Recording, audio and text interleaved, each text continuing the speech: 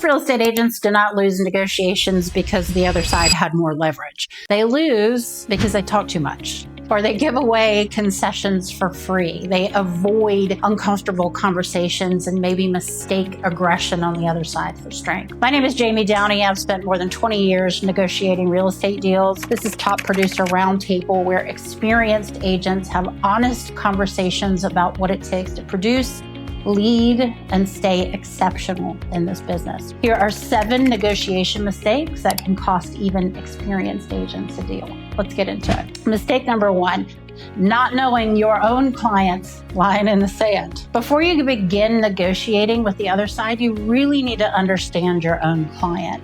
What matters most to them? Where are they willing to move? And what is their absolute line in the sand? Have that conversation before the negotiating frenzy begins. When everyone is calm, you can ask, what is the number where you would still feel good about moving forward? Or what's the number you might not love, but would accept rather than lose this house? At what point does this no longer make sense? I feel like I've asked that a lot, because once the negotiation starts, clients like me can become more focused on beating the other side than achieving the goal they came in with, right? They're caught up in it. Sometimes the person we need to negotiate with is our own client. So if we already know that line, we can really track them back to it. Listen, you told me before we wrote the offer that you were comfortable going to $550. So has something about the house or your financial position changed?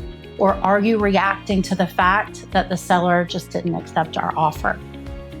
Okay, that question sort of brings them out of the emotion and back to the decision that they made when they were thinking a lot more clearly. Or maybe your buyer established a line, but you believe you've actually reached the seller's line. That's what we're trying to get to, is that seller's line. So you can say, I believe we're at the seller's bottom line. They want $20,000 more than your current offer, and they're not coming off of it. That sounds like a huge number, I know. So let's break down what it actually means to your bottom line. Depending on your financing, each additional $1,000 borrowed may change your payment by $6 to $7 a month. This is important for you to know. That means another $20,000 is $120 to $140 a month. Let's have the lender give us that exact number, but if that payment is comfortable, is this house worth that amount to you? So I'm not talking my client into spending another $20,000. I'm helping them evaluate the real impact instead of reacting to the size of that initial number. Their line is still their line. They can hold it, move it, or walk away,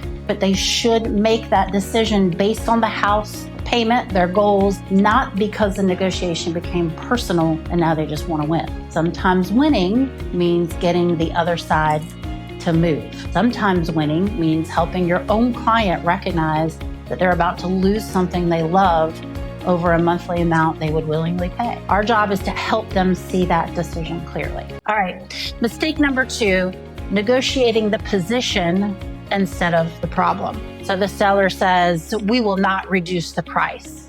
That is their position. It does not tell you the problem. So we need to ask a lot more questions. Is the seller concerned about the net, the appraisal, or are they feeling like they've already given enough? Maybe if we keep the price intact, would they consider solving this another way? Be a concession, right? What matters most to them besides the price? The real issue may be cash. Maybe it's timing. Maybe it's pride, because pride is frequently sitting at the negotiating table with us. It's just not listed in our contracts. But stop repeating your argument. Find the problem underneath their position. That's where the solution usually lives. All right, mistake number 3, negotiating without enough information. Top producers do not negotiate from feelings. We know the numbers, the contract, the market, and the risk. If I'm challenging the price, I'm bringing comparable sales. If I'm requesting a repair or a credit, I'm bringing not only the inspection, but credible estimate. If I'm asking my client to hold firm, I have to explain the risk of losing a transaction. If I'm asking them to move, I show them what that movement actually costs. So we don't want to say, my buyer feels like the house is overpriced. We're going to show them why, okay? I'm not worried about hurting your feelings. This isn't an argument. Don't say, this repair is a huge problem. We're defining the problem, the likely cost, and then the solution that you want. Good information gives that other agent something they can take back to their client. All right, mistake number 4, mistaking aggression for strength. When another agent gets loud, I usually know I'm dealing with somebody who has not mastered negotiation yet. Tell me you're a rookie without telling me you're a rookie. Great negotiators do not need the performance. When they get louder, I get quieter. When they get emotional, I get very specific. When they make it personal, I bring it back to the conversation, back to the transaction, and then I'm going to curse them out when I hang up the phone. You can be firm without becoming adversarial, though. That does not work for my client. I understand your seller's position. Here is what my buyer needs to move forward. If that is their final position, my client will have to decide whether the property still makes sense. See, no threats, no insults, no novel length text at 11:47 at night, because we've gotten those. You know, they're pacing in the parking lot texting you. Your client doesn't win because you defeated the other agent in an argument. They win because you protected the outcome that mattered to them. Okay? Mistake 5, giving something away and talking through silence. Every concession has value. If my client moves on price, I'm looking for movement somewhere else. If my seller agrees to the repair, I want to know the inspection negotiation is finished, right? If my buyer gives the seller their preferred closing date, what can the seller do on another term? It's kind of that if-then language. If my seller completes that repair, will your buyer consider remaining? Will your buyer consider resolving the inspection, right? If my buyer increases the price, will the seller agree to the closing credit? If we solve this today, is your client prepared to sign? And then stop talking. All right, hear me here, friends. Silence makes people deeply uncomfortable. We feel an almost physical need to fill this space. So a powerful negotiation tactic is to repeat the last important thing they said as a question. The other agent says, my seller needs another $10,000. You respond, another $10,000? They say yes, and you stay quiet. Do not explain why that is too much. Do not immediately counter. Do not rescue them from that silence. They will fill the void. They may explain why the seller needs it. They may reveal that the seller has some flexibility. They may offer another way to structure the deal. You can really use the same tactic with almost anything. The seller will not make any repairs. No repairs? We have another offer. Another offer? You're not being sarcastic or challenging them. You are inviting them to give you more information. Most people are so uncomfortable with that silence that they will just keep talking to fill it. If you need to, mute yourself, take a drink of water, count to 10, sit on your hands, whatever keeps you from rescuing that other person from the silence. Make the proposal, ask the question, then let the silence do some of that heavy lifting.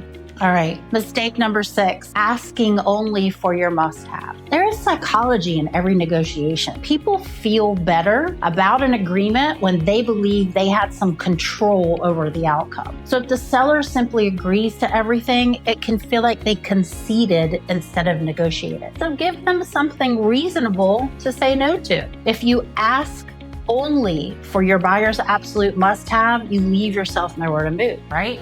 Inspections are a perfect example. Let me have a little sidebar here. Please do not ask for the entire inspection report. My teenager can caulk a shower. Every loose doorknob does not need to become an international incident. Understand the psychology, though. The seller wants to say no to something. They do not want to simply concede to your entire request. They want to push back a little bit, cross something off, and feel like they negotiated too. So let's give them something reasonable to say no to. If that broken windowsill is the must-have for your buyer, give 1 or 2 other legitimate concerns. The seller can refuse the smaller items while agreeing to the window. Your seller gets to say no. The buyer gets what actually matters to them. Again, it's not manipulation. That's leaving enough room for both sides to participate in the negotiation. Know what you need, ask for a little bit more, know exactly what you're willing to give up. Mistake number 7, getting out of the hard conversation too soon. Most people are uncomfortable with confrontation. The minute a conversation gets tense, they want to end it. They accept the first no, send the answer back to their client, and move on. Wrap it up. But I've really learned that the breakthrough usually comes when you're willing to stay in that conversation just a little bit longer. Now, I am not adversarial. I am not looking for a fight. I'm looking for the line, that line in the sand. So when the other agent says the seller won't do it, I just need to understand, is that their final position? I mean, is it really? Is it the entire request the problem, or kind of just part of it? Is there another structure that could work? What would they be willing to do? I was hired to do a job for my client, and I am going to stay in that conversation until I understand that we have reached the other side's actual line in the sand. Don't be combative. Don't make it personal. Be calm in the discomfort. The hard conversation isn't the obstacle. It's actually often where the best outcome is found. So stay in it. The bottom line, rates will change, inventory will rise and fall, and leverage will move between buyers and sellers. But great negotiation will always come down to understanding what matters, asking the right questions, and protecting your client without making the other side the enemy. We are all trying to get to the same place, to the closing table. You can come from contribution, look for that win-win, and still negotiate hard for the person who hired you. It's not being difficult. That is what separates average agents from exceptional ones. If you found this helpful, I sure would be grateful if you liked the video and subscribe for more conversations just like this. And if you have a negotiation strategy that has made you better, please share it in the comments. The best agents we know can always learn something from one another. This is Top Producer Roundtable, where we have the conversations that make good agents better and top producers even stronger. There's always a seat for you at our table. I'll see you next week. And don't forget, you can check out daily tips on our socials.